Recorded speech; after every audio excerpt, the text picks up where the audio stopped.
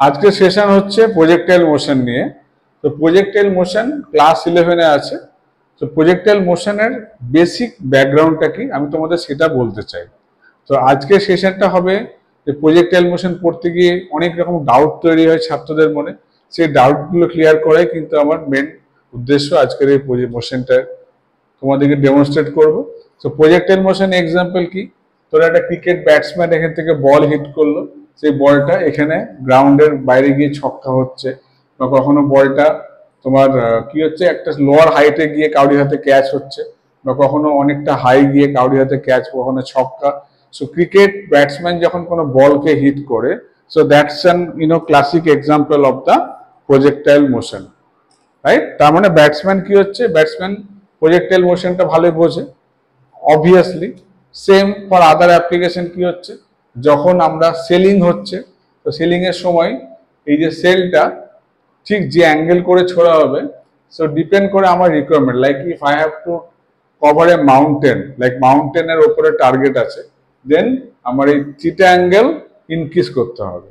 আমার যদি রেঞ্জ বাড়াতে হয়, অ্যাটাকিং রেঞ্জ, তাহলে থিটা অ্যাঙ্গেলটা ছোট হবে। সো ডিফারেন্ট ফুটবলের শটেও তাই।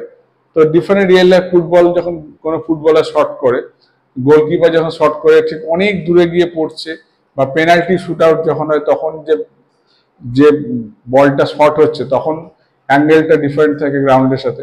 তো এইগুলো সবই হচ্ছে প্রজেক্টাইল মোশনের বিভিন্ন রকম অ্যাপ্লিকেশন। না ট্র্যাজেক্টরি মানে কি, ট্র্যাজেক্টরি মানে এই যে পাথটা ফলো করছে অবজেক্টটা, অবজেক্টে যে পাথটা ফলো করছে এটাকে বলা হয় ট্র্যাজেক্টরি। তো প্রজেক্টাইল মোশনের ট্র্যাজেক্টরিটা কি আছে, সেটা হচ্ছে একটা parabolic, parabolic trajectory.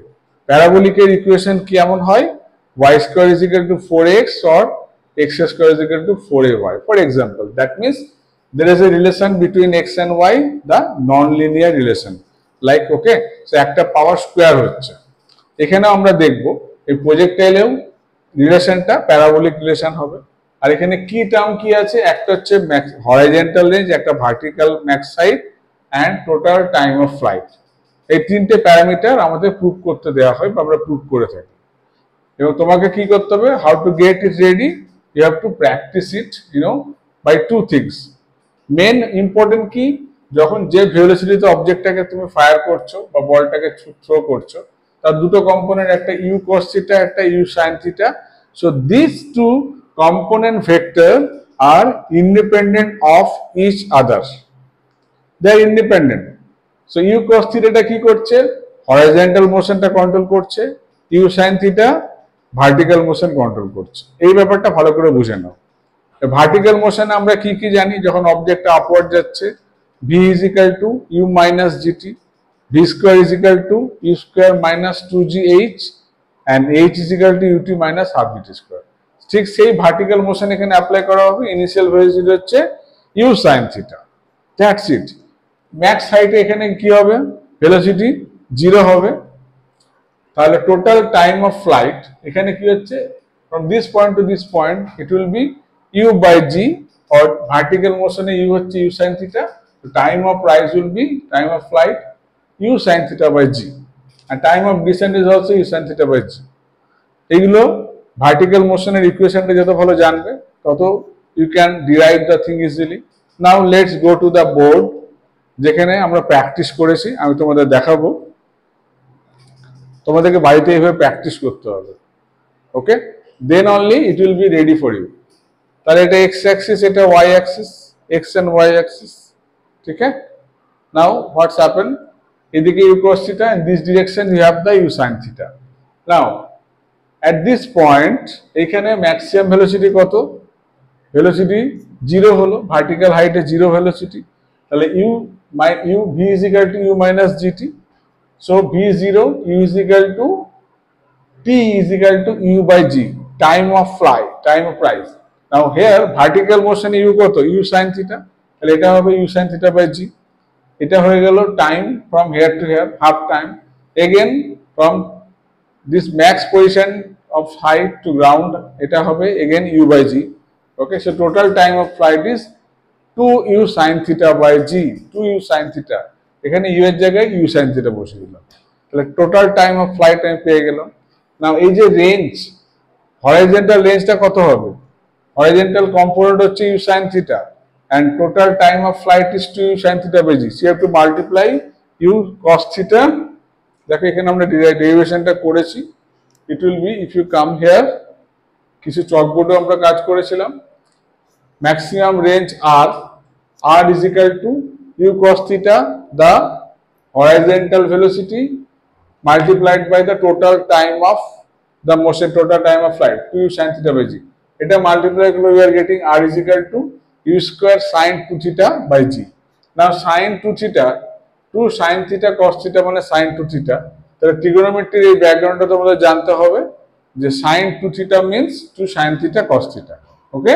Now sin of a plus b is equal to sin a cos b plus cos a sin b, এখান থেকে এই ফর্মুলাটা ডিরাইভ করছি। তাহলে ফিজিক্সের বেসিক যে ম্যাথমেটিক্স সেটা এইভাবে রেডি করতে হবে। ওকে? On fly. নাও তাহলে আমরা কি দেখলাম? আমাদের ডেরিভেশনে ভার্টিক্যাল মোশনের velocity u sine theta and max height reach কত হচ্ছে, আমরা যদি এখানে দেখাই, ইট উইল বি,